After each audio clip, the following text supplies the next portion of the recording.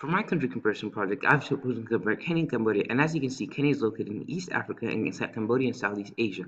First of all, I'll start with some basic history and government. So even though Kenya has a much larger population, it has about three times land area. It's 581,309 kilometers squared compared to Cambodia's 181,035 kilometers squared. This means that the Kenyan government will not see as much rapid development as Cambodia, since it must accommodate for a large area and population, while Cambodia is smaller, so it doesn't have to spend as much, meaning it can develop faster. And likewise, Cambodia has a smaller population, about one-third of Kenya, so it's easier to form agreements and raise their quality of life. Cambodia was colonized by the French in 1863 and Kenya by the British in the Scramble for Africa in 1885. Kenya's colonial period lasted for shorter, which is both good and bad for development. This is because the colonizers of both countries could have developed the country a lot, which they did. An example of this is the Mombasa-Uganda Railway that the British built in Kenya.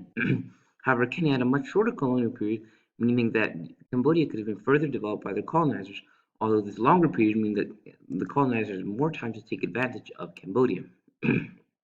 In terms of recent war and famine, Cambodia had the Pol Pot, and Kenya is currently fighting the Al-Shabaab and other terrorist groups. So, in terms of development, the Khmer Rouge rule meant tragedy for Cambodia. This is because they lost about one-third of their population, which meant that they had an excess of empty jobs that mean that they couldn't keep up production of their major exporting products, which probably led to a spike in prices and thus less economic development.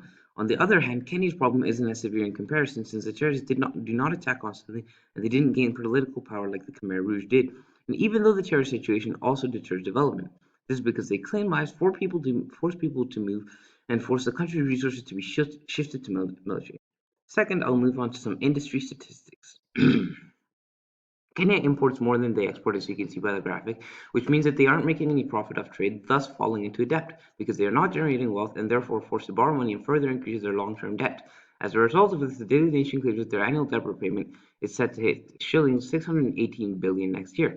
Cambodia, however, is making more money off exports than they do on imports, which means that they aren't falling into debt and they are making a profit, which can be used to improve the country.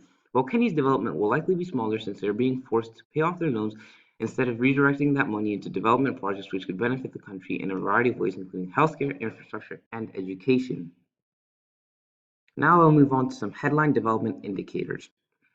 Kenya and Cambodia both are very close in terms of ACI ranking, which means that their development is similar to each other's, which according to the Human Development Index is medium. Since Kenya has a higher GDP, this indicates that it produces more and thus should be making more money.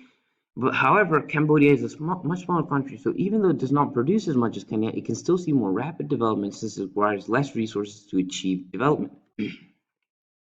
Moving on to geography.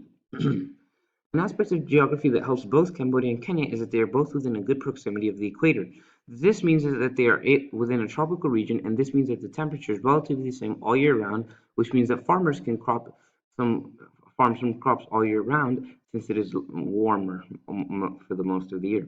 This allowed Kenya to produce 125 billion shillings of tea exports in 2016, and this is very good for development because it boosts agriculture industry, which is big in both countries, and also boosts trade, creating relations with other countries.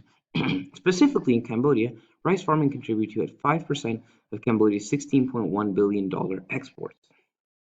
Now I'll move on to single development indicators.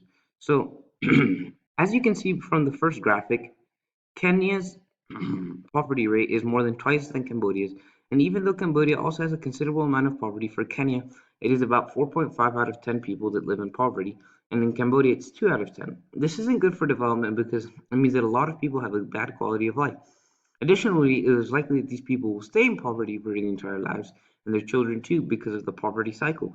However, over the last few years, Cambodia has seen massive decreases in poverty, dropping from 53% in 2011 to 21% now, as you can see from the first graphic showing Cambodia's poverty decrease. This is great for development because people are increasing their quality of life, and since they have more resources, they can become skilled workers, earn more, and ultimately increase development since they're contributing to the GDP of the country. Now I'll move on to corruption and effective governments. Corruption is not good for either of the countries, though it is higher in Kenya. The fact that corruption happens means that crime rates can go up since people can get away with it. This also deters development. Also, the corruption allows government officials to get away with tax money that could be used to develop the country. And as a matter of fact, according to Duncan Miriri on Reuters.com, Kenya loses about one-third of its state budget annually to corruption. which is the equivalent of 6 billion. This impacts development extremely negatively as the country is losing about 30% of the money it could be using to develop itself. Overall, though, where there is corruption, it is highly likely that it will negatively affect the development, which is the case in both Kenya and Cambodia because funds are being taken away from the economy that could be used to build schools, roads, improve healthcare, and it has been put in the hands of wealthy individuals, which they are using for their own benefit. In conclusion, I agree with the rankings allocated to Kenya and Cambodia by the UNDP relatively to each other. I agree because they are both very similar economies, and this is reflected in their rankings since they are only 3 spots away from each other on the Human Development Index. This means that they have very similar economies, and I think this is true because they each have individual strengths, such as Kenya's big farming industry and Cambodia's big decreases in poverty that they are seeing, and weaknesses like corruption when compared to each other. And even though Kenya is generally a weaker economy, it has a bigger population and size, which leaves it almost on par with Cambodia. Additionally, due to the same size advantage, this also gives them a lot of potential to develop and surpass Cambodia, since they have a lot of people that can generate a lot more money than Cambodia would be able to. Sorry. When considering human development indicators, they are mostly similar, but when considering any of these, it is highly important to recognize that Kenya is about 3 times the size of Cambodia, so what would be a high GDP in Cambodia might not be in Kenya. So in conclusion, I do agree with these rankings.